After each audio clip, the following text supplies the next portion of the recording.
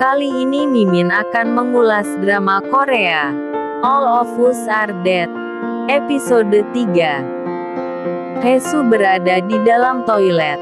Ternyata ia sedang melahirkan. Setelah itu ia pergi meninggalkan anaknya. Polisi sedang menginterogasi guru sains. Lalu rekannya datang menyuruhnya harus segera berkumpul karena keadaan di luar semakin kacau. Guru sains mengatakan sudah terlambat, semua orang akan mati dan tak usah berharap. Soo-hyuk berusaha mencari tempat yang aman. Namun ia kesulitan. Lalu ia melihat zombie berjatuhan dari jendela. Chong-san bergantungan di selang dengan zombie yang memegang kakinya. Di lantai atas ada zombie yang sedang memerhatikan Soo-hyuk. Zombie tersebut melompat. Dengan cepat Soo-hyuk menghindar. Soo-hyuk berhasil menendang zombie yang bergantungan di kaki Chong-san. Lalu mereka masuk ke dalam ruangan. Saat Hee-soo dalam perjalanan pulang, tiba-tiba keadaan menjadi kacau. Karena zombie mulai menyebar di tengah kota. Ia langsung kembali mengambil anaknya. Saat mereka sedang mengakses internet untuk mengetahui keadaan di luar, tiba-tiba kaca jendela pecah. Ternyata ada zombie yang bergantungan di selang. Hal itu membuat mereka terkejut dan berusaha menjatuhkan zombie tersebut.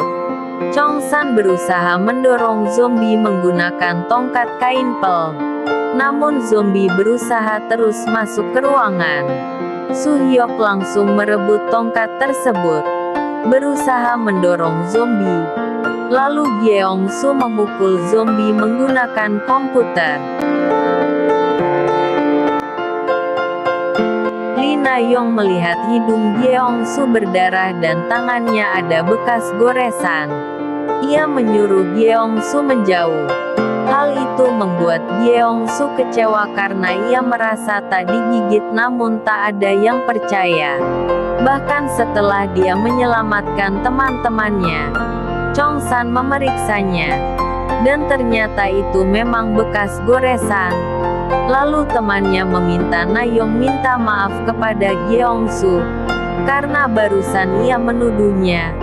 Padahal Gyeong-soo sudah menyelamatkan mereka. Namun Lee Na-yong tak mau karena ia melihat zombie meraih tangan Gyeong-soo. Bisa saja dia terinfeksi. Chong-san mengatakan, aku tahu kau membenci Gyeong-soo, namun ini menyangkut hidup dan mati seseorang. Dan teman-teman yang lain ikut membela Gyeong-soo. Hal itu membuat Lee Na-yong marah. Untuk meredam suasana, ibu guru menyuruh Gyeong-soo masuk ke ruangan rekaman 10 menit, namun Gyeong-soo ingin berada di dalam selama 1 jam.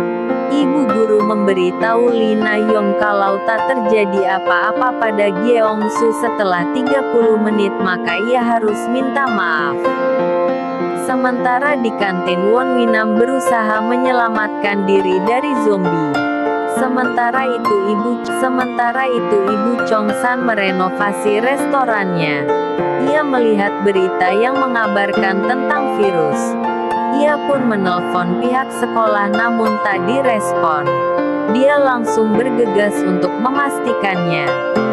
Di tengah kota, para anggota polisi membuat barisan untuk menghalau para zombie. Seketika zombie berlarian menuju ke arah mereka. Dalam perjalanan, ibu Chong-san hampir menabrak Hee-soo, yang berlari menghindari zombie sambil menggendong anaknya. Chong-san menghibur Gyeong-soo dan menyuruhnya keluar karena sudah 30 menit, namun ia tak mau. Lalu ibu guru masuk dan menyuruhnya keluar, namun ia tetap tak mau. Lalu Jimin menyuruh Lee Na-yong masuk untuk membujuknya keluar. Karena gara-gara kau dia seperti itu. Namun Lina Yong tak mau, ia justru marah karena merasa dipojokkan oleh teman-temannya. Lalu ibu guru membujuk Lina Yong untuk minta maaf kepada Gyeongsu. Sesuai janjinya tadi, ia harus minta maaf kepada Gyeongsu. Lina Yong masuk membujuk Gyeongsu dan melap lukanya menggunakan sapu tangannya. Lalu Lina Yong merendahkan Gyeongsu karena semua temannya memihak kepadanya, dan itu membuat Gyeongsu marah. Hal itu membuat ibu guru dan yang lainnya marah karena sifat Lina Yong. Lina Yong terus merasa tak bersalah, dan ia mengatakan, lihatlah siapa yang benar.